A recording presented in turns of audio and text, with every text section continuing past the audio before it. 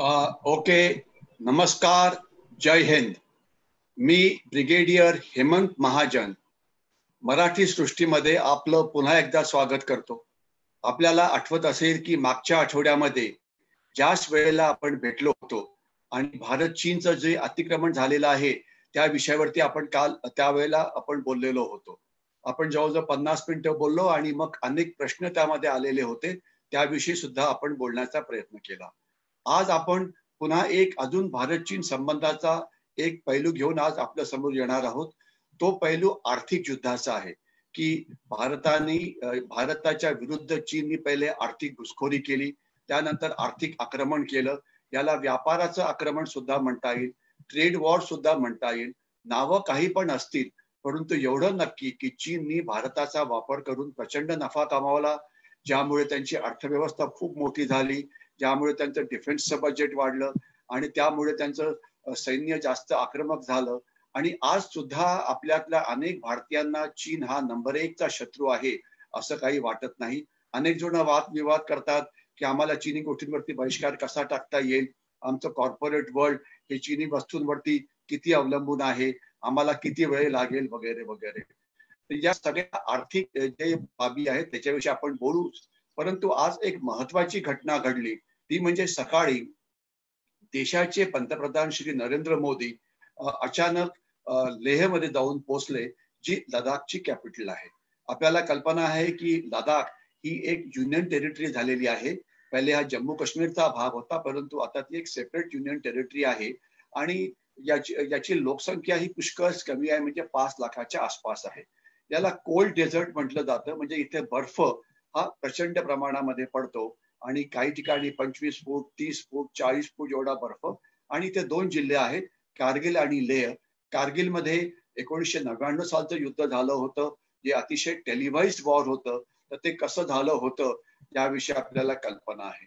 थोडंसं आपण त्याच्याविषयी आज पण बोलू, कारण कारगिल वॉर मध्ये जे एक हिरो होते, ज्यांनी टायगर हिल वगैरेच्या लढाया लढल्या होत्या, त्यावेळेला कर्नल जोशी ते आपल्या जॅकरिफ या बटालियनचे नेतृत्व करत होते. आज ते नॉर्दर्न कमांडचे ते आर्मी कमांडर आहेत, लेफ्टनंट जनरल जोशी. आणि त्यांना या युद्धामध्ये कारगिलच्या वीर चक्र यांनी सन्मानित केलं होतं आणि अनेक प्रसिद्ध युद्ध कारगिलची त्यांच्या नेतृत्वाखाली लढली गेलेली होती. आज पंतप्रधान तिथे जाऊन पोहोचले.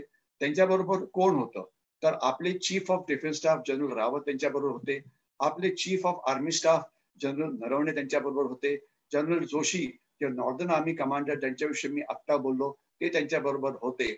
आणि 14 कोर की जी चीनच्या विरुद्ध आज लढण्यामध्ये तिथे मुख्य भूमिका बजावते आहे, त्याचे मुख्य लेफ्टनंट जनरल हरिंदर सिंग हे तिथे होते. लेफ्टनंट जनरल हरिंदर सिंग विषयी मला असं सांगता येईल की ते जरी स्वतः सरदारजी असले तरी पण ते मराठा रेजिमेंटचे आहेत. मी मराठा रेजिमेंटचा होतो आणि मराठा रेजिमेंटचे सैनिक असतात ते महाराष्ट्रातले असतात. तर यांनी 9 मराठा लाईट इन्फंट्रीचं नेतृत्व केलं आहे आणि त्यांनी आपलं 3/4 जे आयुष्य आहे ते मराठा रेजिमेंट मध्ये घालवलेलं आहे आणि ते अतिशय चांगल्या पद्धतीने मराठी सुद्धा बोलतात. याच्यामध्ये आपल्याला एक अजून असं कळायला पाहिजे की ही जी पंतप्रधानांची जी भेट होती ती भेट अचानक झाली आणि या भेटी करता याचं कधी पहिले प्लॅनिंग नव्हतं. पहिले असं ठरलं होतं की जे भारताचे जे संरक्षण मंत्री आहेत ते तिथे जातील. अचानक सकाळी ब्रेकिंग न्यूज आली की पंतप्रधान स्वतः तिथे जाऊन पोहोचले. आता ते तिथे का गेले, त्यांचं जाणं योग्य होतं का, त्यामुळे नेमकं काय हासिल झालं, या सगळ्या महत्वाच्या घटनांविषयी मी बोलीन आणि त्यानंतर मी तो माझा आजचा विषय आहे त्याच्यावरती बोलायला सुरुवात करेन. खरं म्हटलं तर भारत चीन संबंध, भारत चीन म्हणजे जे गडबड चाललेली आहे त्यामध्ये रोज इतक्या महत्वाच्या घटना घडता आहेत की या सगळ्या श्रोत्यांच्या समोर आणणं गरजेचं आहे. कारण म्हणजे अतिशय वेगाने हे जग हलतं आहे. तर त्यामधल्या काही महत्वाच्या घटनांविषयी सुद्धा मी बोलण्याचा प्रयत्न करेन. नरेंद्र मोदी तिथे का गेले, मुख्य कारण असं की त्याच्या 3 दिवस आधी 14 कोर कमांडर आणि चीनी सैन्य यांच्यामध्ये वाटाघाटी झाल्या होत्या. त्या वाटाघाटीमध्ये असं ठरलं की 4 ठिकाणी जिथे चीनी सैन्याने अतिक्रमण केलेलं होतं त्यापैकी 3 ठिकाणी चीनी सैन्य हे वापस जाईल, परंतु एका ठिकाणी म्हणजे पँगँगसो लेक किंवा पँगँगसोचा तलाव त्या ठिकाणी मात्र ते परत जाणार नाही. का बरं? बस त्यांची दादागिरी की आम्ही जाणार नाही. तर आता मग त्यांना तिथून कसं बाहेर काढायचं? पहिले जिथे त्यांनी म्हटलं की आम्ही वापस जाणार आहोत, तिथनं जातील की नाही याच्यावरती लक्ष ठेवावं लागेल. कारण आपल्याला आठवत असेल की 15-16 रात्रीला जे घडलं ते त्यामुळे घडलं की त्यांनी म्हटलं की आम्ही गलवानमधून परत जाऊ, परंतु ते परत गेले नाही. त्यांनी एक विश्वासघातकी हल्ला केला कर्नल बाबू जे 16 बिहारचे सीओ होते त्यांच्यावरती आणि आपल्या कमांडिंग अफसरला जखमी झालेलं बघितल्यानंतर 16 बिहारचे सैनिक आणि तिथे असलेल्या इतरांनी चीनवरती एवढा प्रचंड प्रतिहल्ला केला की त्यामध्ये चीनचे 54 सैनिक हे मारले गेले आणि शेकडो जखमी झाले. आपण तिथे आपले 20 सैनिक हे गमावलेले आहेत. परंतु त्याच्यानंतर मात्र चीनी सैन्याचे जे मुख्य जनरल होते की जे तिबेटमध्ये त्यांचे सर्वोच्च अधिकारी आहेत त्यांना चीनी हाकलून दिलं, त्यांना बडतर्फ केलं. त्यांना काय सांगितलं होतं की आम्ही भारतीय सैन्याच्या कमांडिंग अफसरला जर मारलं किंवा त्यांना जर जखमी केलं तर बाकीचं भारतीय सैन्य हे घाबरून पळून जाईल आणि आपल्याला जे करायचं ते लढाई न करता हासिल होईल. तसं झालं नाही. उलटा भारतीय सैन्याने त्यांच्यावरती प्रतिहल्ला केला. आणि लक्षात ठेवा 1978 नंतर 1978 नंतर पहिल्या वेळा असं झालं की जिथे चीनी सैन्यानी काही कॅज्युअलिटीज त्यांनी तिथे सफर केलेल्या आहेत. एक मिनिट जरा माफ करा. ओके सॉरी म्हणजे ब्रेक झाला त्याकरता माफी असावी. तर चीनी सैन्यानी 1978 नंतर पहिल्या वेळा त्यांचं अशा प्रकारचं हे जे आहे नुकसान हे झालेलं आहे. त्याच्या आधी त्यांनी कुठल्याही सैनिकांनी चीनी सैन्यानी आपलं रक्त तिथे सांडलेलं नव्हतं. त्यामुळे चीनला मोठा धक्का बसला आणि त्यामुळे त्यांनी गलवान खोऱ्यातनं जाणं हे हो म्हटलं. आता ज्यावेळेस आज नरेंद्र मोदी तिथे पोहोचले तर त्याचा मुख्य उद्देश असा होता चीनला सांगणं की आमच्या दृष्टीने लडाख हा महत्वाचा भाग आहे आणि आम्ही तुम्हाला ज्या पेंगँगसो तलावातनं तुम्ही परत जायला तयार नाही, आम्ही तुम्हाला तिथून पण परत पाठवू. आणि म्हणून ते तिथे जाऊन ते पोहोचले आपल्या सैनिकांशी बोलण्याकरता, तिथल्या नागरिकांशी बोलण्याकरता आणि जगाला आणि चीनला एक मेसेज देण्याकरता. लक्षात असावं की आपले पंतप्रधान तिथे पोहोचलेले आहेत. चीनचे पंतप्रधान काय करतायत तर ते लपून बीजिंग त्यांची जी राजधानी आहे तिथे बसलेले आहेत. त्यांची काही पुढे यायची काही फारशी हिंमत झालेली नाहीये. आज पंतप्रधान नरेंद्र मोदी तिथे आपल्या सैनिकांना भेटले, ज्यामुळे सैनिकांचं जे मनोबल आहे ते नक्कीच वाढेल. कारण दुसऱ्या महायुद्धाची परंपरा जर आपण तो इतिहास कधी बघितला असेल तर विन्स्टन चर्चिल जे ग्रेट ब्रिटनचे पंतप्रधान होते ते नेहमी जे आपले ट्रुप्स जे आपले सैनिक पुढे लढणारे असायचे त्यांना भेटीला जाऊन त्यांचं मनोबल वाढवायचे. आपण सुद्धा युद्धातली काही चित्र बघितली असतील की 1965च्या युद्धामध्ये संरक्षण मंत्री यशवंतराव चव्हाण हे पंजाबमध्ये असलेल्या आपल्या सैन्याला जाऊन भेटलेले होते किंवा 1971 मध्ये इंदिरा गांधी या आपल्या सैन्याला भेटायच्या वगैरे वगैरे.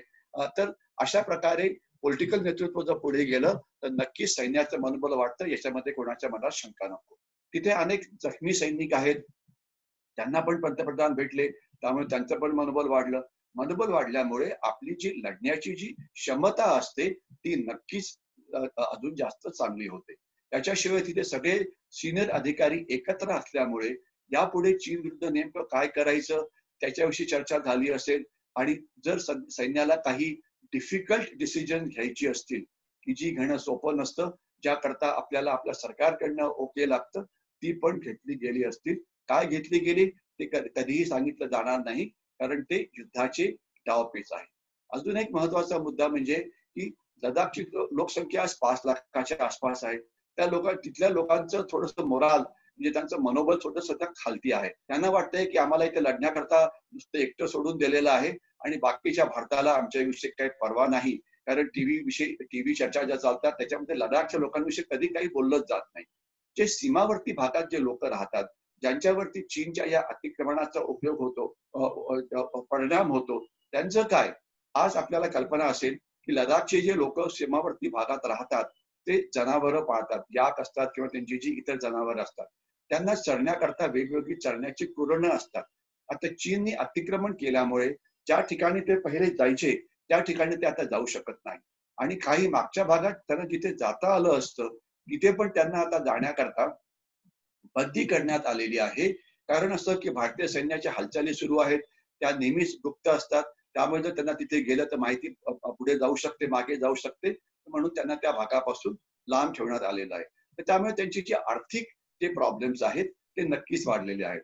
आता पंतप्रधान ज्यावेळेस त्यांना भेटतील, त्यांना भेटले असतील, त्यांच्याशी बोलणं झालं असेल, तर त्यामुळे त्यांचे जे आर्थिक वेगवेगळे चॅलेंजेस आहेत त्यांना नक्कीच आता चांगलं एक सोल्युशन दिलं जाईल आणि त्यांची काळजीही घेतली जाईल.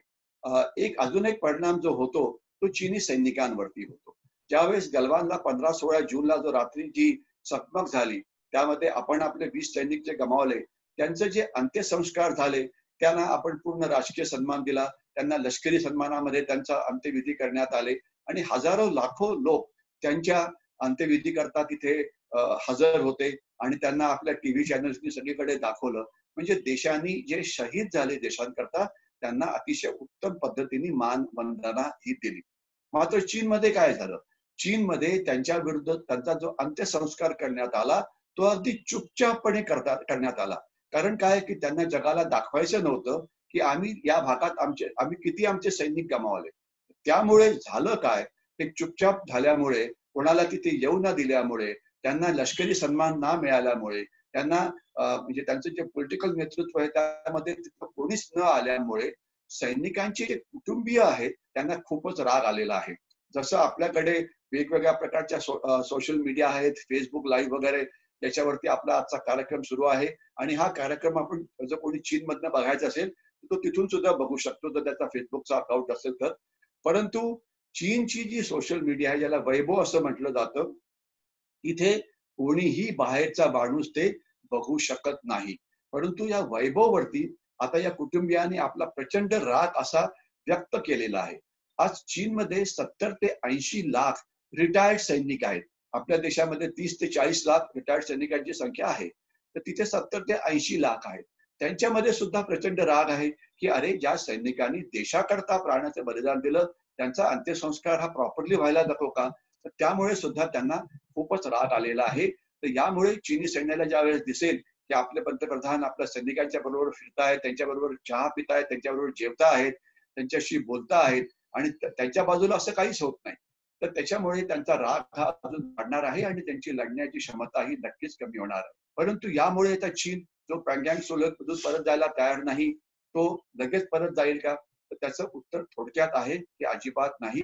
चीन आणि भारताची जी लढाई आहे ती अजून खूप दिवस चालणार आहे, खूप महिने चालणार आहे आणि खूप वर्ष चालणार आहे. मी मागच्या वेळेला म्हटलं होतं की लढाई नाही, हे महायुद्ध आहे आणि चीननी हे महायुद्ध जसं जगावरती लादलेलं आहे तसं भारतावरती सुद्धा लादलेलं आहे.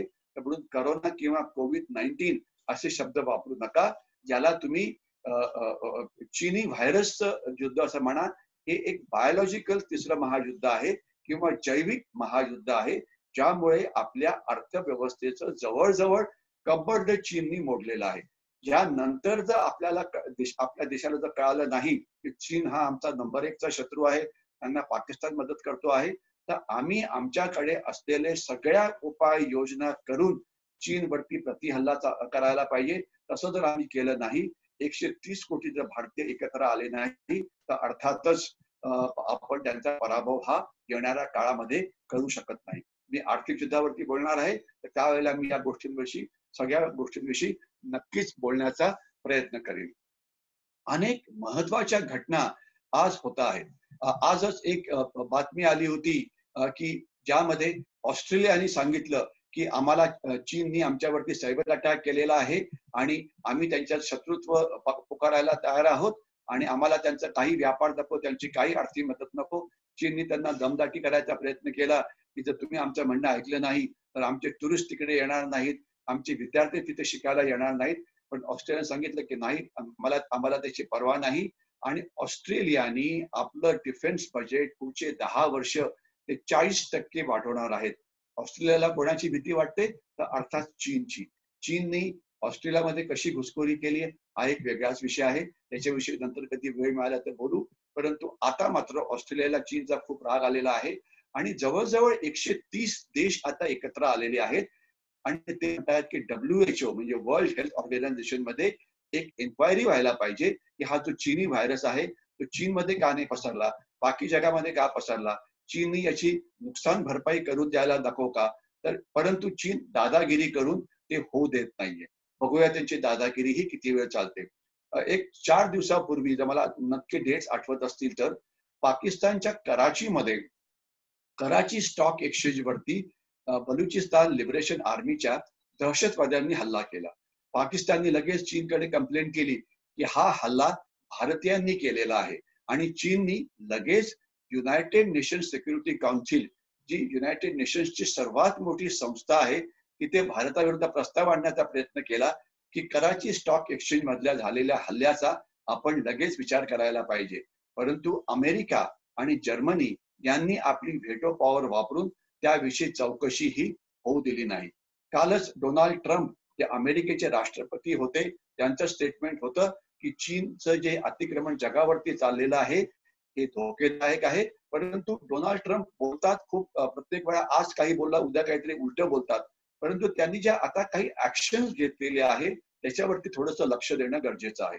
अमेरिकेने त्यांची 3 जहाजवाहू नौका म्हणजे एअरक्राफ्ट कॅरियर्स ज्या इंडियन ओशन म्हणजे हिंदी महासागरामध्ये त्यांना तैनात केलं आहे. तिथे ते कोणाच्या विरुद्ध लढणार आहेत? श्रीलंकेच्या नक्कीच नाही, मालदीवच्या नक्कीच नाही, सिंगापूरच्या बरोबर नक्कीच नाही. अर्थातच ते चीनच्या विरुद्ध लढण्याकरता तिथे तैनात केलेले आहेत आणि हे अतिशय पॉवरफुल अशा या युद्ध नौका आहेत. कधी पुन्हा वेळ मिळाला तर ही लढाई समुद्रामध्ये कशी होईल याच्याविषयी आपण बोलू शकतो. ते त्या तिथे का आलेल्या आहेत? याचं कारण असं आहे की चीन जसं अतिक्रमण लडाखमध्ये करतो आहे तशाच प्रकारचं अतिक्रमण ते साऊथ चायना समुद्रामध्ये करत आहे. आता आंतरराष्ट्रीय कायदे काय असतात समुद्राचे याच्याविषयी मी फक्त 1 मिनिट बोलण्याचा प्रयत्न करतो. कायदा समुद्राचा असा म्हणतो की आपली जी किनारपट्टी असते त्या किनारपट्टीपासून 12 नॉटिकल माईल पर्यंतचा जो समुद्र असतो तो आपल्या देशाचा असतो. त्याला टेरिटोरियल वॉटर्स असं म्हटलं जातं आणि तिथे देशाचा कायदा चालतो. म्हणजे आपल्या समुद्र किनाऱ्यापासून 12 नॉटिकल माईल पर्यंतच्या समुद्रामध्ये मच्छीमारामध्ये कुठल्याही भांडण झाली, काही पण झालं तर देशाचा कायदा म्हणजे इंडियन पिनल कोड आहे, क्रिमिनल प्रोसिजर कोड आहे, त्यांच्यावरती लागू करता येतो आणि त्यांच्या विरुद्ध खटला हा जाहीर करता येतो. आणि कोणीही इतर परराष्ट्रांनी जरी तिथे प्रवेश केला आणि काही कारवाई केली तर आपण भारतीय कायद्याचा तिथे वापर करू शकतो. त्याच्या पुढे 200 नॉटिकल माईल समुद्र किनारपट्टी. ओके, आपण माफ करा, आपला ब्रेक झाला. मोबाईल कनेक्शन थोडंसं ठीक अनस्टेडी होतं. मी सांगत होतो की अमेरिकेने सुद्धा आपल्या 3 विमानवाहू युद्ध नौका या साऊथ चायना समुद्रामध्ये त्यांनी तिथे तैनात केलेल्या आहेत आणि अर्थात ही चीनच्या विरुद्ध आहे.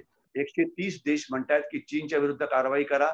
यामुळे चीनच्या विरुद्धचा जो राग आहे हा जगामध्ये हा प्रचंड वाढलेला आहे. त्याच्यामुळे आज सगळं जग हे चीनच्या विरोधात एकत्र होत आहे. कालच म्यानमारचे एक जे त्यांच्या आर्मीचे जे जनरल होते त्यांनी एक मोठं विधान केलं की आम्हाला हा जो म्यानमार आणि चीनचा जो इकॉनॉमिक कॉरिडॉर आहे आम्हाला तो नको. कारण आम्हाला आता असं कळालेलं आहे की चीन म्यानमार मधला जो एक बंडखोर गट आहे आराकान आर्मी त्यांना मदत करतो आहे. कारण का मदत करतो आहे? त्यांनी म्यानमारच्या विरुद्ध काम करावं किंवा म्यानमार मध्येच भारत आणि म्यानमार यांचा जो एक इकॉनॉमिक कॉरिडॉर तयार होतो आहे जो आपल्या मिझोराम सारख्या राज्यांना जाऊन मिळेल त्याच्यावरती हल्ले करण्याकरता तिथल्या एका दहशतवादी गट आराकान आर्मीला ते मदत करतायत. त्यामुळे म्यानमारला सुद्धा राग आलेला आहे. तर म्हणजे हा राग म्यानमारमध्ये आहे, जपानमध्ये आहे, साऊथ ईस्ट एशियामधल्या देशांमध्ये आहे. कारण चीन म्हणतं की पूर्ण जो साऊथ चायना समुद्र आहे तो आमचा आहे, की जे बरोबर नाही. फक्त 200 नॉटिकल माईल पर्यंत असलेला समुद्र किनारपट्टीपासून त्यांचा असतो, पुढचा नाही. ते काय करतायत की या साऊथ चायना समुद्रामध्ये काही ठिकाणी खडक असतील तर त्या खडकावरती भराव म्हणजे दगड टाकून तिथे भराव करून तिथे एक आर्टिफिशियल आयलंड म्हणजे एक खोटं आयलंड तयार करतायत. मग खोटं आयलंड तयार झालं की ते म्हणतात की हे आमचं आयलंड आहे. आता तुम्हाला जे 200 नॉटिकल माईल जे मोजायचं आहे तुम्ही आता या आयलंड पासून किंवा या बेटापासून मोजा. म्हणजे ते असं पुढे पुढे सरकण्याचा प्रयत्न करतायत. आज लक्षात ठेवायला पाहिजे जसं चीननी भारताच्या लडाखमध्ये अतिक्रमण केलं आहे, अशाच प्रकारची जमीन चीननी 18 राष्ट्रांची बळकावलेली आहे. तर त्याच्यामुळे त्यांच्याविषयी जो राग आहे हा प्रचंड आहे. आता या रागाचा नेमका उपयोग कसा होईल तर ते आपल्याला येणाऱ्या काळामध्ये ते कळेलच. कारण नुसता राग येऊन चालत नाही, काहीतरी कृती करावी लागते, जी आता थोड्याफार प्रमाणामध्ये ती सुरू झालेली आहे. आता आपण ज्यावेळेस आर्थिक युद्धाविषयी बोलतो तर त्याच्यामध्ये एक सर्वात महत्वाची जी बातमी आलेली होती ती म्हणजे अशी की आपण 3 दिवसापूर्वी 59 चीनी ऍप्स हे आपल्या म्हणजे भारतातून ते काढून टाकले, त्यांच्यावरती बंदी आणली. त्यामुळे चीनला एक प्रचंड असा धक्का मिळाला. हे ऍप्स कुठले होते? काही गेमिंग ऍप्स होते, काही मीटिंगचे ऍप्स होते, टिकटॉक म्हणजे जे शॉर्ट व्हिडिओ करायचे त्याचे ते ऍप होते आणि ते भारतीयांमध्ये अतिशय पॉप्युलर होते. म्हणजे असं मानलं जातं की जवळजवळ 50-60% भारतीय कुठल्या ना कुठल्या पद्धतीचं चीनी ऍप हे वापरत होते. तर यामुळे नेमकं नुकसान काय होतं? नुकसान असं होत होतं की एक तर याच्यामुळे चीनला प्रचंड नफा कमवता येत होता. असे ऍप्स का आपण आपले भारतीय तयार करू शकत नाही का? आणि आता आपण जे हे ऍप्स बॅन केले तर लगेच त्याची रिप्लेसमेंट भारतीयांनी आता वेगवेगळे ऍप्स तयार केलेले आहेत की ज्याच्यामुळे आपल्याला टिकटॉक वगैरेची काही गरज नाही. स्वदेशी ऍप्स तयार होत आहेत. आणि दुसरं जे जास्त महत्वाचं की यामुळे चीन आपली माहिती चोरण्याचा प्रयत्न करत होतं. कारण माहिती जी असते ती एक अतिशय मोठं शस्त्र आहे. माहिती आपल्याला काय सांगते? समजा जर माझ्या मोबाईलवरती तुम्हाला माहिती कळाली की मी कोणाशी बोलतो आहे, केव्हा बोलतो आहे, माझे आर्थिक व्यवहार काय आहेत, मी कुठे गेलो आहे वगैरे, तर म्हणजे जी माझी कुंडली आहे ती पूर्ण या मोबाईल मधनं कळू शकते. आणि नेमकी हीच माहिती चीन सगळ्यांची चोरण्याचा प्रयत्न करतो आहे. अर्थात जे इम्पॉर्टंट लोक असतात त्यांची माहिती चोरणं हे जास्त महत्वाचं असतं आणि सामान्यांची माहिती एवढी महत्वाची नसेल एखाद्या वेळेला, परंतु त्यामुळे मार्केट ट्रेंड्स वगैरे आपल्याला नक्कीच कळू शकतात. तरी अशी प्रचंड माहिती चोरली गेली असावी असं एक हे पुढे आलेलं आहे आणि ते अर्थातच आपल्या देशाकरता धोक्याचं आहे. तर हे सरकारने एक मोठं पाऊल उचललेलं आहे की ज्यामध्ये या ऍपना काढून टाकलं आणि जवळजवळ असं मानलं जातं 2 ते 3 बिलियन डॉलर्स एवढा प्रॉफिट या ऍप्स पासून चीन हा कमवत होता. आता तो नक्की थांबवला गेला आहे. आणि लक्षात असायला पाहिजे की चीनी ऍप्सचा जो वापर होतो त्यामध्ये जवळजवळ 35 ते 40% वापर हा सगळ्या जगातला एकटा भारतातून होत होता. तर त्याच्यामुळे जवळ 40% जर मार्केट तुमचं एकदम गायब झालं तर त्या कंपनीचा, टिकटॉकचा किंवा इतरांचा वैभव आहे, अजून भरपूर कंपन्या आहेत, त्यांचे कसे हाल झाले असतील याची आपण कल्पना हे करू शकतात. एवढंच नाही तर यामुळे आपण वेगवेगळ्या क्षेत्रांमधून चीनची जी अतिक्रमण होत होती आर्थिक, ती आता थांबवण्याचा प्रयत्न करत आहे. आपल्याला माहिती असेल की महाराष्ट्र सरकारने एक 5,000 कोटी खर्च करून तळेगावला एक कंपनी चीनी एक कारखाना बांधणार होती. ते आता कॉन्ट्रॅक्ट सध्या थांबवण्याचा प्रयत्न केला आहे. उत्तर प्रदेश, मध्य प्रदेश यांनी चीनला कुठलंही कॉन्ट्रॅक्ट इच्या पुढे द्यायचं नाही असं ठरवलेलं आहे. आपले वाहतूक मंत्री नितीन गडकरी यांनी सांगितलेलं आहे की रोड कन्स्ट्रक्शन मध्ये चीनला पुष्कळ कॉन्ट्रॅक्ट मिळायची ती आता मिळणार नाही. आणि तुम्हाला एक माहिती असायला पाहिजे की मुंबईमध्ये बीडीडी चाळ नावाची एक जागा आहे जिथे आता रिडेव्हलपमेंट होते आहे.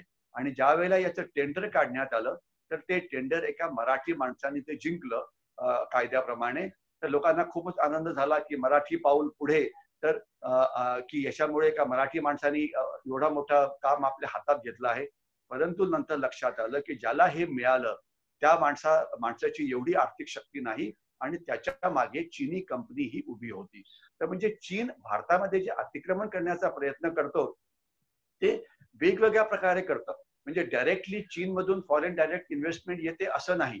काही वेळा ते एक ऑस्ट्रेलियाची कंपनी चीनमध्ये येत होती. आपल्याला वाटलं की ऑस्ट्रेलियाची कंपनी आत येते आहे, परंतु त्यामधला मेजर शेअर होल्डर हा चीन होता. म्हणजे ही ती चीनची कंपनी होती. सिंगापूरच्या काही कंपन्या येत होत्या त्या ऍक्च्युली चीनी होत्या. त्यानंतर काही कंपन्यांनी यायचा प्रयत्न केला म्हणजे इतर मिडल ईस्ट मधून वगैरे, त्या कंपन्या मात्र चीनी होत्या. तर अशा प्रकारे चीन इतर देशांचा वापर करून भारताच्या अर्थव्यवस्थेमध्ये जी घुसखोरी करत होता ती सुद्धा आता आपण थांबवण्याचा प्रयत्न करतो आहे. आपल्याला कल्पना असेल की काही आठवडे आधी ज्या वेळेला करोना किंवा चीनी व्हायरस सुरू झाला, सरकारने एक एकदम तातडीचा नियम जारी केला की या काळामध्ये ज्या वेळेला आपलं स्टॉक एक्सचेंज म्हणजे अतिशय क्रॅश झालेलं होतं आणि शेअर्सच्या किमती या 50% जास्त खालती आलेल्या होत्या, त्यावेळेला आपण एक नियम काय पास केला की आम्ही आता चीनला कुठलेही शेअर्स आमच्या मार्केटमध्ये विकत घेऊ देणार नाही. तसं म्हटलं तर कुठला देश जर तुमच्या देशामध्ये येऊन जर शेअर्स विकत घेत असेल तर ती चांगली गोष्ट मानली जाते, परंतु ती आपल्याकरता चीनकडनं चांगली गोष्ट नक्कीच नाही. कारण ते HDFC सारख्या कंपनीचे शेअर्स हे अर्ध्या किमतीमध्ये घेत होते. सरकारने नियम काढला की शेजारच्या कुठल्याही राष्ट्राला अशा प्रकारचे पडलेले शेअर्स विकत घेता येणार नाही. त्यामुळे सुद्धा चीनला हा प्रचंड राग आला होता. आपल्याला आठवत असेल की काही वर्षापूर्वी चीननी वन बेल्ट वन रोड नावाचा एक प्रकल्प सुरू केला. नेमकं हे काय होतं, याला ओबोर असं म्हटलं जातं, OBOR, किंवा याला BRI म्हणजे बेल्ट आणि रोड इनिशिएटिव्ह म्हटलं जातं. म्हणजे हे नेमकं काय होतं, याचा अर्थ सरळ आणि सोपा असा होता की चीन हा जगाचा कारखाना बनलेला आहे. जगामध्ये ज्या तयार झालेल्या गोष्टी असतात त्यामधल्या 60% गोष्टी या एकट्या चीनमधून पूर्ण जगाला पुरवल्या जातात आणि भारतामध्ये याचं प्रमाण प्रचंड मोठं आहे. तर त्याच्यामुळे चीनच्या ज्या फॅक्टरीज आहेत तिथून रस्ते किंवा रेल्वे लाईन किंवा विमानतळ किंवा समुद्रातून येणारे मार्ग, ज्याला वन बेल्ट वन रोड असं म्हटलं जातं, ज्यामधून असे रस्ते बांधले जातील ज्यामुळे कमीत कमी वेळामध्ये फॅक्टरीजमध्ये बनलेलं सामान जिथे बाजारपेठा आहे त्या बाजारपेठामध्ये लवकरात लवकर येऊन पोहोचतील. बाजारपेठा कुठल्या होत्या, तर अमेरिकेमध्ये बाजारपेठा आहेत, आपल्या युरोपमध्ये बाजारपेठा आहेत, त्याच्यानंतर एशियाच्या वेगवेगळ्या देशामध्ये बाजारपेठा आहेत. तर म्हणून त्यांनी वन बेल्ट वन रोड हा प्रकल्प सुरू केलेला होता आणि त्यावेळेला उत्साहाच्या भरामध्ये अनेक देशांनी त्यामध्ये भाग घेण्याचा प्रयत्न केला, कारण त्यांना वाटलं की जर रस्ते चांगले झाले तर आम्हाला चांगलं होईल. परंतु याचं एक उदाहरण द्यायचं म्हणजे की युरोपमधला एक देश वन बेल्ट वन रोड मध्ये सामील झाला, त्याचं नाव होतं इटाली. आणि त्या इटालीच्या ज्या बंदरातून चीनी सामान हे युरोपमध्ये यायला लागलं. आपण जर नकाशा बघितला तर इटालीला समुद्र लागलेला आहे, तिथून ते चीनी सामान हे आत यायला लागलं.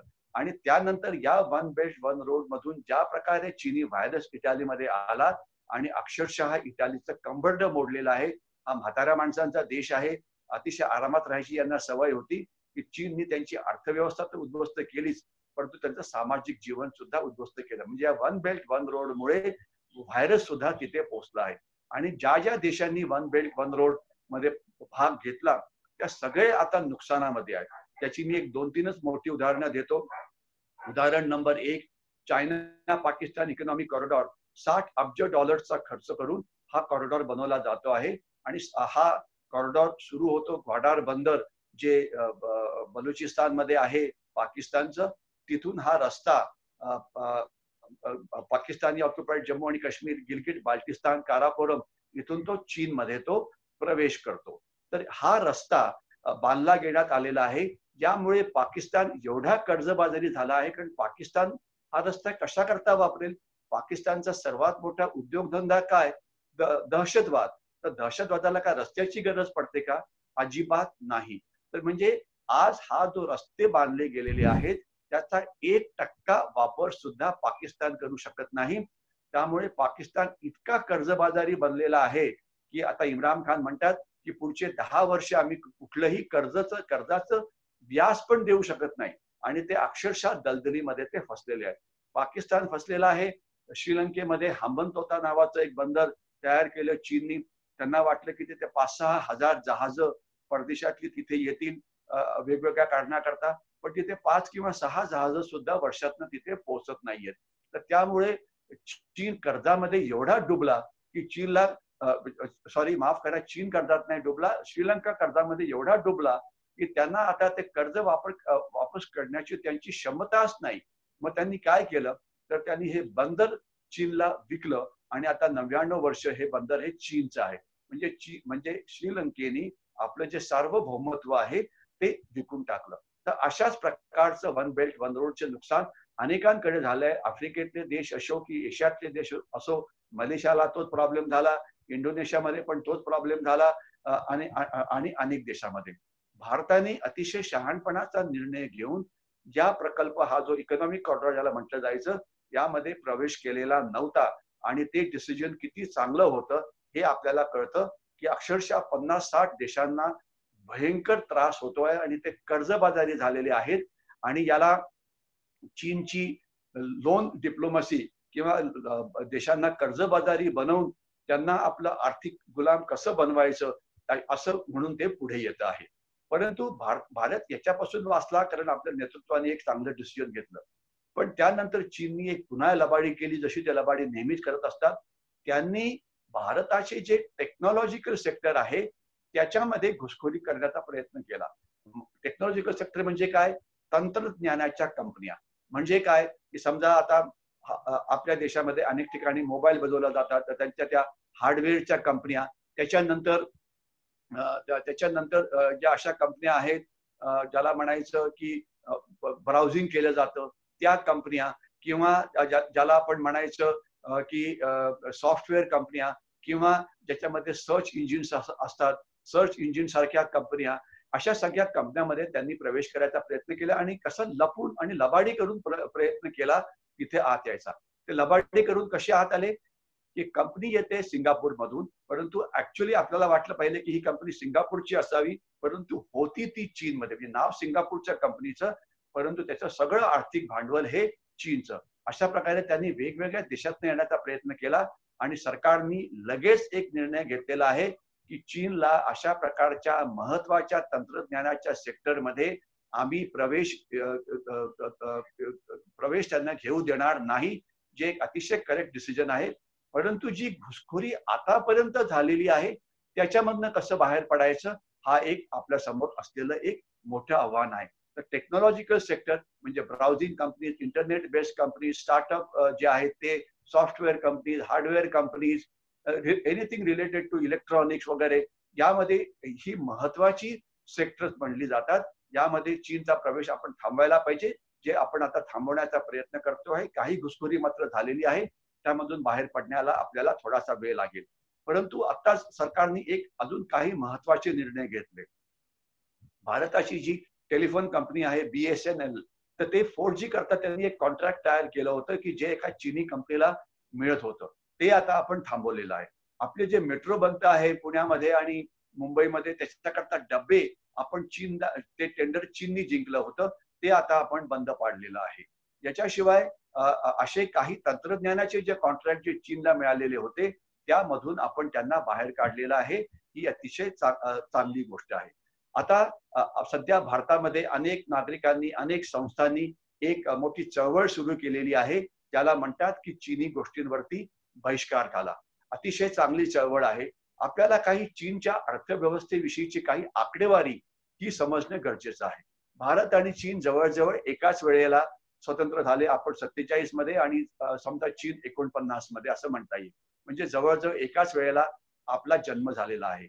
आणि 1900 जर मला तारखा नीट आठवत असतील तर 1976 किंवा 77 पर्यंत भारताची अर्थव्यवस्था आणि चीनची अर्थव्यवस्था एकाच लेवलला होती. म्हणजे दोघांची क्षमता, आर्थिक क्षमता ही एकसारखीच होती. परंतु आज 2020 मध्ये काय परिस्थिती आहे? 2020 मध्ये अशी परिस्थिती आहे की चीनची अर्थव्यवस्था ही आपल्या जवळजवळ चौपट जास्त मोठी आहे. जर आपण पर्चेसिंग पॉवर पॅरिटी याचा विचार केला तर मग ती 3 पटीने जास्त मोठी आहे. म्हणजे आपल्यापेक्षा ते 4 पटीने जास्त वाढले 76 पासून. 76 पासून आपला देश काय करत होता? एकमेकाशी भांडण्यामध्ये गुंतलेला होता. काश्मीरमध्ये छुपं युद्ध चाललं होतं, तिथे आर्थिक प्रगती होत नव्हती. मध्य भारतामध्ये नक्षलवाद किंवा माओवाद होता, तिथे प्रगती होऊ शकत नव्हती. ईशान्य भारतामध्ये बंडखोरी सुरू होती, मग ती नागा असो की मणिपुरी असो की मिझो असो, त्यामुळे तिथे आर्थिक प्रगतीचा प्रॉब्लेम होता. भारताच्या बाकी भागामध्ये बॉम्ब ब्लास्ट होत होते. मुंबईत बॉम्ब ब्लास्ट झाले, पुण्यामध्ये झाले, आर्थिक कॅपिटल्स मध्ये झाले. आणि जिथे बॉम्ब ब्लास्ट होत नव्हते तिथे आपण काय करत होतो? ते एकमेकाशी वेगवेगळ्या कारणामुळे भांडत होतो. मग ते कारण कुठलंही असो, चीननी आपापसी असलेली सगळी भांडणं थांबवली आणि त्यांनी आपलं लक्ष फक्त आर्थिक प्रगतीवरती केंद्रित केलं आणि त्यांनी जी प्रचंड प्रगती केली ती आज आपल्या समोर उभी आहे आणि ते आता जगाचा कारखाना बनला आहे. आपण ही मधली वर्ष ही म्हणजे अक्षरशः वाया घालवली. आता आपण गेल्या काही वर्षापासून मेक इन इंडिया वगैरे प्रोग्राम सुरू करतो आहे. त्याला थोडं यश मिळालं आहे, परंतु जेवढं मिळालं आहे तेवढं मिळालं नाही. याची कारणं अनेक आहेत. त्याच्याविषयी मी थोडंसं नंतर बोलण्याचा प्रयत्न करतो. परंतु आज आपण जो चीनवरती जो आर्थिक बहिष्कार टाकण्याचा प्रयत्न करतो आहे, त्याकरता अनेक संस्था पुढे आलेल्या आहेत. त्याला सगळ्या 130 कोटी भारतीयांनी नक्कीच हातभार लावणं हे मदतीचं आहे. मी मगाशी म्हटलं होतं ते पुन्हा एकदा रिपीट करतो की चीननी मागच्या वर्षी 80 अब्ज डॉलर एवढ्या किमतीचं सामान भारताला विकलं. आपण त्यांना फक्त 12 अब्ज डॉलर्स किंवा 13 अब्ज डॉलरचं सामान विकलं. तर त्यामुळे चीननी प्रचंड नफा कमावला. नफा कमावल्यामुळे त्यांची अर्थव्यवस्था प्रचंड वाढली. अर्थव्यवस्था वाढल्यामुळे त्यांचं डिफेन्स बजेट वाढलं. डिफेन्स बजेट वाढल्यामुळे चीनी सैन्याकडे मॉडर्न शस्त्र आली. त्यांच्या सैन्याची संख्या वाढली आणि आज जे लडाखमध्ये जे अतिक्रमण आहे त्याला पैसे कोणी पुरवले तर त्या भारतीयांनी की जे अजून सुद्धा चीनच्या सामानाशिवाय जिवंत राहू शकत नाही. तर आणि अजून सुद्धा आपले अतिशय हुशार लोक वादविवाद करतायत की अहो आम्हाला चीन विषयी राहणं शक्य नाही कारण त्यांनी एवढी घुसखोरी केलेली आहे. अरे हे तुमचं चीन प्रेम थांबवा. तुमची बुद्धीचा वापर पूर्णपणे चीनला तुमच्या राष्ट्रीय आयुष्यातनं कसं बाहेर काढता येईल याच्यावरती केंद्रित करा. पण आपण स्वतःला इतके विद्वान समजतो की का होऊ शकत नाही याच्यावरती आपण आपली शक्ती खर्च करतोय. का होऊ शकेल याच्यावरती आपण खर्च करत नाही. हे देशाचं दुर्दैव आहे. पहिले मी काही सोप्या गोष्टींवरती येतो की अनेक गोष्टी ज्या फारच्या महत्वाच्या नाहीत त्या तर आपण लगेचच बॅन करू शकतो. आपल्या देशामध्ये सण खूप येतात. सण म्हणजे काय, दिवाळी आहे, दसरा आहे, ईद आहे, मोहरम आहे, गणेश चतुर्थी आहे आणि त्या निमित्ताने प्रचंड खर्च आपले लोक करतात आणि प्रचंड खरेदी करतात. यामध्ये सगळ्या गोष्टी या चीनी असायच्या. आकाशकंदील चीनी, पणत्या चीनी, गणपतीच्या मूर्ती चीनी, रक्षाबंधनच्या राखी चीनी. म्हणजे या गोष्टी का भारतामध्ये बनत नव्हत्या काय? आपण मागच्या वर्षी 60,000 किलो राख्या तिथनं विकत घेतल्या. आपण 1800 कोटी रुपयाचे फटाके चीनमधनं आणले. आता काय फटाके काय भारतामध्ये बनत नाही का? पहिले फटाके कशाला वापरायला पाहिजेत? त्यांनी पर्यावरण खराब होतं.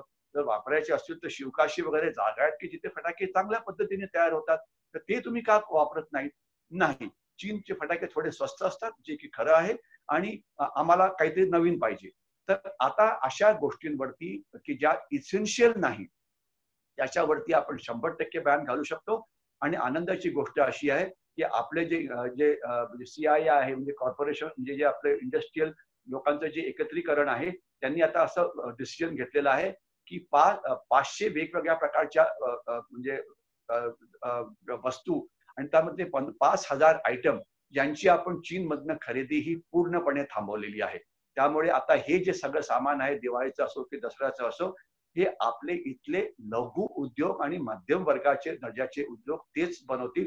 ते चीनमधनं कधी आणणार नाही.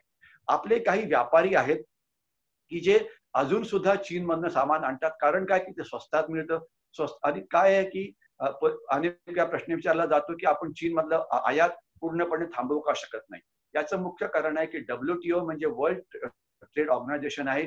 त्याच्यावरती आपण सही केलेली आहे. त्याप्रमाणे सगळ्यांना मुक्त बाजारपेठ ही देण्यात आलेली आहे आणि त्याचा गैरवापर करून चीन अतिशय स्वस्त पद्धतीने गोष्टी आपल्या देशामध्ये विकतो आणि दुर्दैवाने ते आपले नागरिक ते विकत घेतात. आता होतं काय, एक मी आपल्याला उदाहरण देतो की एखादा चीनमधनं गोष्टी येतात तर त्या समुद्रातनं कंटेनर मधून आणल्या जातात. कंटेनर कसे असतात आपण बघितलंच असेल की आपण मुंबई पुणे एक्सप्रेस हायवेवरती आपण जर कधी प्रवास केला असेल तर आपल्याला त्या प्रचंड लोखंडी ज्या पेट्या असतात त्या तिथून मोठ्या ट्रक्सवरती लादून त्या जाताना त्या आपल्याला दिसतात. तर असे कंटेनर ज्यावेळेस चीनमधनं आणले जातात अनेक जण काय करायचे की त्या कंटेनरमध्ये जर 10 कोटीचा माल असेल तर दाखवायचे की आम्ही फक्त 1 कोटीचाच माल विकत घेतलेला आहे आणि या कंटेनरची पूर्ण तपासणी करणं हे अजिबात शक्य नव्हतं. कारण अतिशय हजारो लाखो कंटेनर रोज जवाहरलाल नेहरू पोर्ट ट्रस्ट मध्ये येत असतात आणि त्यांना उघडून बंद करणं हे अशक्य आहे आणि स्कॅनिंग मध्ये काहीच करता येत नाही. तर त्याच्यामुळे सामान 10 कोटीचं घ्यायचं, दाखवायचं 1 कोटीचं, 1 कोटी तुम्ही नॉर्मल रूटनी पे करायचे, टॅक्सेस आणि GST फक्त 1 कोटीवरती पे करायचं. मग 9 कोटीची पेमेंट आपण कशी करायची? आणि आपल्याला याच्याविषयी कल्पना असावी की चायनाची जी करन्सी आहे युआन, जर ती आज जर तुम्ही फॉरेन एक्सचेंज मार्केटमध्ये जर चेक केलं तर तुम्हाला दिसेल की एक युआन तुम्हाला काल परवा मला वाटतं 8 किंवा 9 रुपयाला एक युआन मिळत होता. किंमत अर्थातच रोज कमी जास्त होत राहते. आजची काय असेल आपण बघा, आपल्याला कळेल तिथे. परंतु ब्लॅक मार्केटमध्ये, काळ्या अर्थव्यवस्थेमध्ये युआनची जी किंमत होती ती जवळजवळ दीडपट किंवा दुप्पट एवढी जास्त होती. म्हणजे 14 रुपये, 15 रुपये, 16 रुपये. आता विचार करा की जर व्हाईट मार्केटमध्ये किंवा फॉरेन एक्सचेंज मार्केटमध्ये जर 8 रुपयाला युआन मिळतो आहे, की कोण असा माणूस आहे की तो 14 रुपयाला युआन खर्च करेल ब्लॅक मार्केटमधून? कोण करत होतं ते? आणि त्याची किंमत ब्लॅक मार्केटमध्ये का वाढली होती? कारण सरळ साफ आहे की अनेक व्यापारी, त्यांना आता 9 कोटी रुपये तुम्ही त्या फॉरेन एक्सचेंजच्या रूपने देऊ शकत नाही, कारण ते तुम्ही चोरून स्मगल केलेलं सामान म्हणता येईल किंवा त्याला बेकायदेशीर व्यापार असं म्हणता येईल. तर त्याच्यामुळे ते पैसे ते हवाला किंवा इतर मार्केटनी द्यायचे, ज्यामुळे त्याची किंमतही जास्त होती. आता अतिशय उशीर भारतीय सरकारने निर्णय घेतला की प्रत्येक चीनी कंटेनरचं सामान आता हे चेक केलं जाईल आणि त्यामुळे आता जवाहरलाल नेहरू पोर्ट ट्रस्टमध्ये सामान जे तिथनं बाहेर पडायचं त्याचा खास चीनी सामान यांचा वेग हा खूप कमी झालेला आहे आणि त्यामुळे सुद्धा चीनला खूप राग आलेला आहे. परंतु चीननी बेकायदेशीर व्यापार करून आपल्या अर्थव्यवस्थेत कशी घुसखोरी केली हे बघा. याच्याशिवाय चीननी आपल्या म्हणजे आपलं जे इंडस्ट्रीयल सेक्टर होतं त्यामध्ये कशी घुसखोरी केली बघा, की याच्यावरती तर आता म्हणजे इतकं प्रचंड लिखाण झालेलं आहे. परंतु केवळ वेळेच्या अभावी मी सांगू शकत नाही की पहिले त्यांना 5-10% वस्तू पुरवल्या, मग म्हणाले की तुम्ही 10% घेताय, अजून जास्त गोष्टी का घेत नाही, आम्ही तुम्हाला कमी किमतीत देऊ. 10%च्या 20% केल्या, 20च्या 30%, 50%. आणि शेवटी काय, तर नाव फक्त भारतीय राहिलं आणि त्यामध्ये येणारं सगळं सामान हे चीनी. सगळं म्हणजे खरोखर सगळं नाही, पण 50-60%, 70% जास्त एवढं. म्हणजे व्हिडिओकॉन कंपनी ज्या गोष्टी तयार करते, नाव व्हिडिओकॉनचं, म्हटलं तर भारतीय कंपनी, पण बहुतेक सगळं जे त्याचा जो माल असतो, असेंब्ली असते, ही सगळी चीनमधनं येते. तर अशा प्रकारे त्यांनी आपल्या कॉर्पोरेट वर्ल्डमध्ये घुसखोरी केली आणि आपल्या लोक त्यामध्ये फसले. आता मला 50 मिनिटं होत आहेत, तर म्हणून मला पुढच्या 3-4 मिनिटांमध्ये थांबावं लागेल आणि त्यानंतर आपण काही प्रश्नोत्तर घेण्याचा प्रयत्न करू. तर मी इथे आपल्याला सांगण्याचा असा प्रयत्न करतो की मेक इन इंडिया खालती सरकारने एक प्रचंड मोठा प्लॅन बनवलेला आहे, ज्यामध्ये ज्या लोकांना कर्ज कसं द्यायचं, त्यांना स्वस्तात जमीन कशी द्यायची, त्यांना स्टार्टअपला कशी मदत करायची, त्यांना मेंटरिंग कसं करायचं, अशा प्रकारे एक मोठा प्लॅन तयार झालेला आहे. 20,000 कोटी रुपयाचा हा प्लॅन आहे. आशा करूया की ज्यामुळे आत्मनिर्भर भारत याकरता जे स्मॉल स्केल सेक्टर आहे, जे मिडल स्केल सेक्टर आहे, यांना यामध्ये नक्कीच यश मिळेल. अर्थात आपल्याला हे यश काही एका दिवसामध्ये मिळू शकणार नाही. आपल्याला याकरता आपलं म्हणजे खूप मेहनत घ्यावी लागेल. तर मला खात्री आहे की हे सगळे स्मॉल स्केल सेक्टरवाले घेतील आणि हे वर्ल्ड क्लास बनतील. कारण जोपर्यंत आपला दर्जा हा जागतिक लेवलला पोहोचणार नाही, आपल्या वस्तूची किंमत जगामध्ये सर्वात कमी असणार नाही, तोपर्यंत जग आपल्याकडनं हे गोष्टी घेणार नाही. तर म्हणून आपल्याला जागतिक दर्जाचं उद्योजक जगत हे बनवायलाच पाहिजे. आता काही मोठ्या इंडस्ट्री आहे ज्यामध्ये चीनने प्रचंड घुसखोरी केली आहे. मी केवळ उदाहरणाकरता एक उदाहरण देतो की आपलं फार्मास्युटिकल कंपनीज, म्हणजे आपण औषध पुरवणाऱ्या ज्या आपल्या कंपनीज आहेत, त्यामध्ये आपला जो कच्चा माल आहे, 60-70% कच्चा माल हा चीन मधून येतो. तर या लोकांचं म्हणणं आहे की अरे इतका जर 60% माल आम्ही चीनमध्ये घेणं बंद केलं तर मग आम्हाला कोण देईल? द्यायला काय, पुण्यामध्ये हिंदुस्तान अँटीबायोटिक्स लिमिटेड नावाची कंपनी ती पण देऊ शकते. पण दुर्दैवाने त्यांची जी किंमत आहे ती चीनपेक्षा 10%, 15%, 20% एवढी जास्त असते.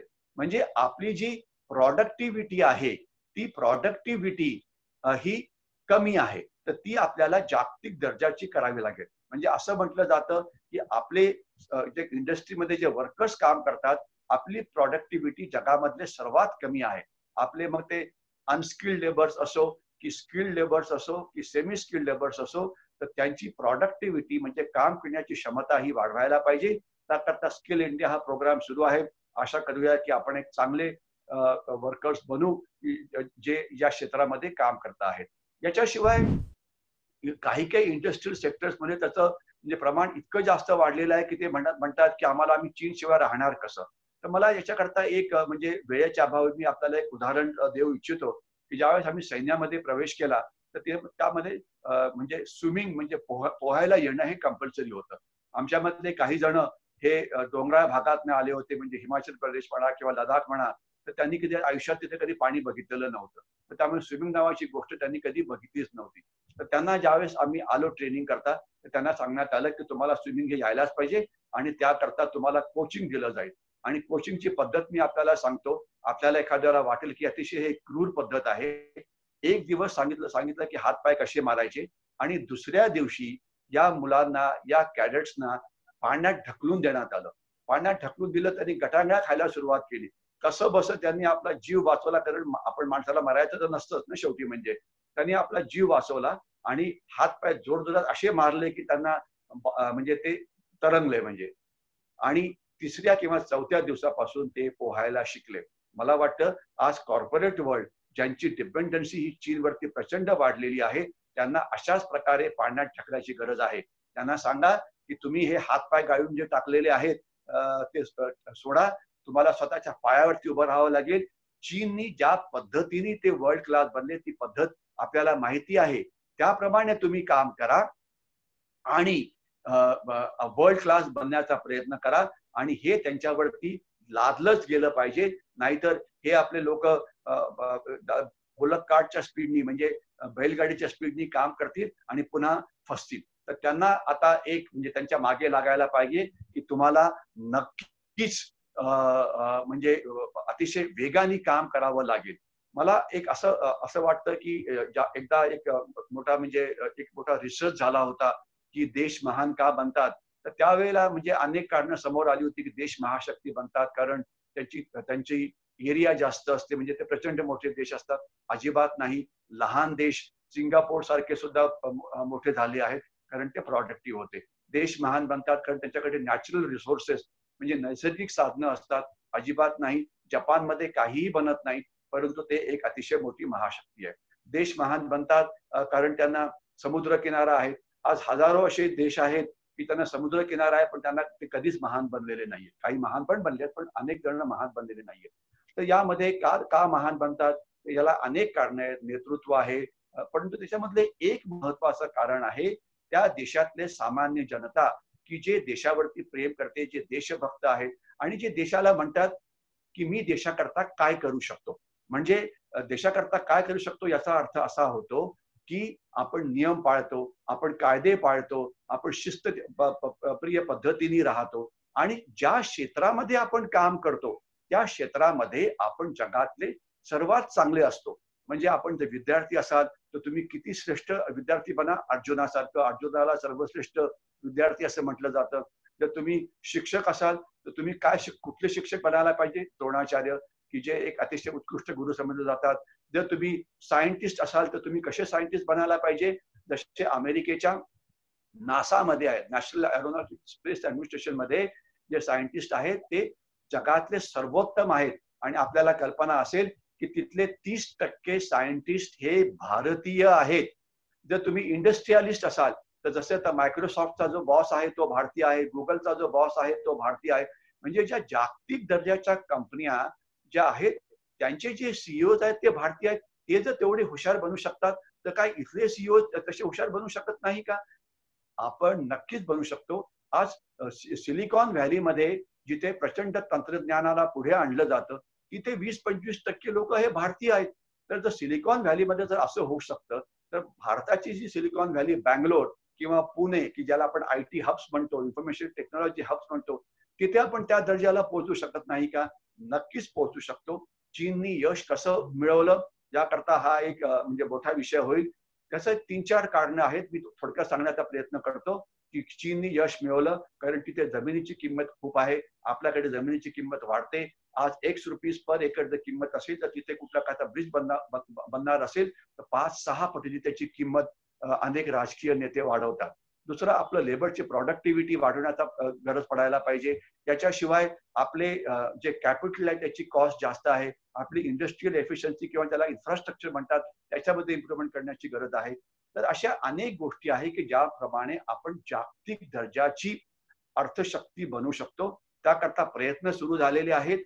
परंतु आता सर्वात महत्वाचं जे आहे की सगळ्यांनी एकत्रित येऊन एकत्रितरित्या काम करायला पाहिजे. म्हणजे आपलाच विकास असं नाही, आपल्या फॅमिलीचा विकास, आपल्या समाजाचा विकास आणि आपल्या बुद्धिमत्तेचा वापर करून आजूबाजूच्या लोकांना मदत करायचं, ज्यामुळे आपला देश हा महान बनायला नक्कीच मदत मिळेल.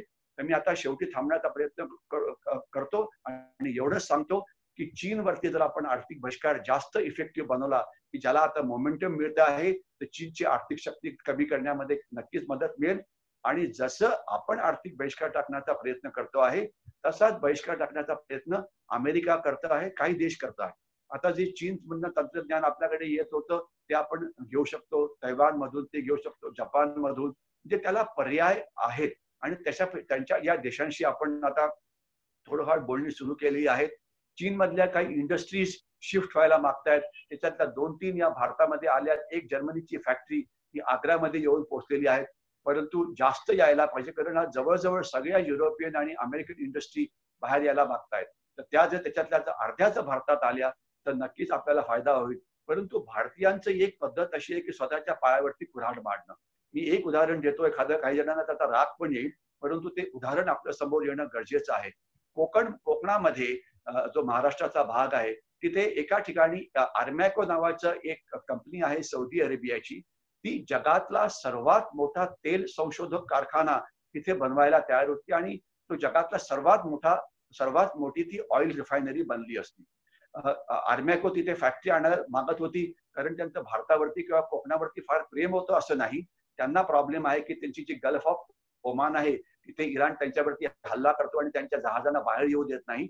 म्हणून त्यांना गल्फ ऑफ ओमान किंवा गल्फ ऑफ होर्मुझ जे आहे तिथून बाहेर पडून समुद्रामध्ये यायचं होतं. आणि भारत नशिबान देश आहे, आपल्याला 3 बाजूनी समुद्र आहे. तर कोकणच्या किनारपट्टीवरती आल्यामुळे त्यांना तिथे इराण किंवा इतर त्यांचे जे शत्रू राष्ट्र आहे कोणी थांबवू शकले नसते आणि त्यांना आपला आर्थिक व्यवहार हा युद्धाच्या इतर काळात सुद्धा चालू ठेवता आला असता. म्हणून ते तिथे येणार होते. हजारो कोटी रुपयाची तिथे इन्व्हेस्टमेंट होणार होती. आणि आपण काय केलं? होणार नाही आणि आपण पायावरती कुऱ्हाड मारली आणि तो प्रकल्प आता गायब झालेला आहे. तर अशा प्रकारे हे काम होत नाही. दुर्दैवाने म्हणजे आपण इंडस्ट्री ज्या वाढवायची आहे त्याकरता अनेक एनजीओज विनाकारण म्हणजे अशा प्रकारचं हिंसाचाराचं वातावरण निर्माण करतात. अर्थातच पर्यावरणाचं रक्षण व्हायला पाहिजे, देशाचे कायदे कुठे तोडायला नाही पाहिजे, ते सगळे समजू शकतात. परंतु आज एकत्ररित्या जर आपण आलो, आर्थिक बहिष्कार जर आपण चीनवरती केला, चीनी गोष्टींवरती बहिष्कार घातला आणि आज अनेक स्वदेशी कंपन्या पुढे आलेल्या आहेत. आपल्या माहिती करता ज्या ई कॉमर्स कंपन्या आहेत त्याची नावं आपल्याला माहिती आहेत, समजा अमेझॉन आहे किंवा इतर आहेत. त्यांच्यामध्ये एक सेक्टर आहे की ज्याच्यामध्ये फक्त मेड इन इंडिया या गोष्टी मिळतात. तर आपल्याला त्या काही घ्यायच्या असल्या तर फक्त आपण भारतीय गोष्टी घ्याव्या, ते पर्याय तिथे अवेलेबल आहेत. आणि आता अनेक ऍप्स तयार करण्यात आले आहेत. मला माहिती आहे की पुण्यामध्ये असे ऍप्स तयार करण्यात आलेले की ज्यामध्ये कुठलंही सामान तुम्हाला घरपोच केलं जाऊ शकतं आणि ते मेक इन इंडिया वालं असेल. तर आपण अशा प्रकारचे ऍप्स, अशा प्रकारच्या संस्था काम करतायत, त्यांना मदत करावी आणि हीच माहिती आपले मित्र नातेवाईक यांच्याकडे पोहोचवावी, ज्यामुळे हे जे आत्मनिर्भर भारत हे जे अभियान आहे हे सगळीकडे पोहोचायला मदत होईल. तर हे चीनचं जे आर्थिक आक्रमण आहे, चीनची जी आर्थिक घुसखोरी आहे, याला आता आपण बऱ्यापैकी त्याला तोंड देतो आहे. परंतु ही लढाई मात्र खूप वेळ चालणार आहे आणि आपल्याला अतिशय जास्त प्रयत्न करून ही लढाई पुढच्या येणाऱ्या काळामध्ये जिंकावी लागणार आहे. आपण इतक्या वेळ माझं बोलणं ऐकलं.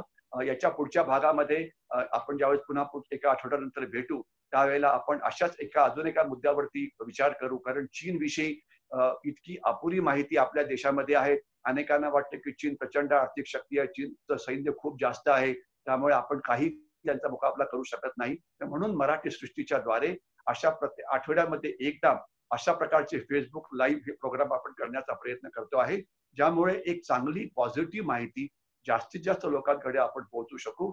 आणि अर्थातच आपण याला जर आपल्याला आजचं बोलणं आवडलं असेल तर त्याला लाईक करा. आपण या गोष्टी, हे व्हिडिओज इतरांच्या बरोबर जरूर शेअर करा, कारण हे एक माहिती युद्ध आहे. ही माहिती आपण जास्तीत जास्त भारतीयांकडे पोहोचवायला पाहिजे आणि त्याच्यानंतर याची लिंक पण आपल्याला सोशल मीडियावरती पाठवली जाईल. ती सुद्धा आपण आपल्या मित्रांच्या बरोबर शेअर करा आणि यामुळे आपण हे जे माहिती युद्ध आहे हे आपण पुढे घेऊन जाऊ शकू आणि भारतीयांना बरोबर काय आणि चूक काय याविषयी सांगण्याचा प्रयत्न करू. मला एक मोह आवरत नाहीये, तो म्हणजे असा की चीन आपल्या विरुद्ध माहिती युद्ध लढत आहे, आपल्या विरुद्ध प्रोपगंडा वॉर लढत आहे. आणि आपल्या मीडियामध्ये काहीतरी सांगण्याचा प्रयत्न करते आहे की हे शक्य नाही, ते शक्य नाही वगैरे. परंतु चीनमध्ये अशा प्रकारचं युद्ध होतं का? चीनमध्ये त्यांच्या सैन्याला कोणी शिव्या देऊ शकतं का त्यांच्या मीडियामध्ये? चीनच्या सोशल मीडियावरती कोणी काही देशाच्या विरुद्ध काही पोस्ट घेऊ शकतं का? थोडक्यात उत्तर आहे अजिबात नाही. त्यांनी तिथे फायरवॉल लावलेली आहे. चीनी सरकारच्या विरुद्ध आपण एक शब्द सुद्धा बोलू शकत नाही. मात्र इथे डेमोक्रेसीच्या नावाखाली आपण आपल्याच देशाच्या पायावरती कुऱ्हाडी मांडण्याचा प्रयत्न करतो. म्हणून गरज आहे की 130 कोटी भारतीयांनी एकत्र यावं. त्यांना हे समजावं की चीन आपला नंबर 1 चा शत्रू आहे. तर आपण जर एकत्रितरित्या लढलो आणि वेगवेगळ्या आघाडीवरती लढलो तर चीनचं जे आक्रमण आहे ते परतून लावण्यामध्ये आपल्याला नक्कीच यश मिळेल. मला यामध्ये चॅट काही दिसत नाहीये. त्याचा काही प्रश्न असतील. नमस्कार सर. हॅलो, नमस्कार सर. आपल्याला भास्कर पवार यांचा एक प्रश्न आहे की या बॅनचे भारतीय आर्थिक स्थितीवर नक्की काय काय परिणाम होणार आहेत?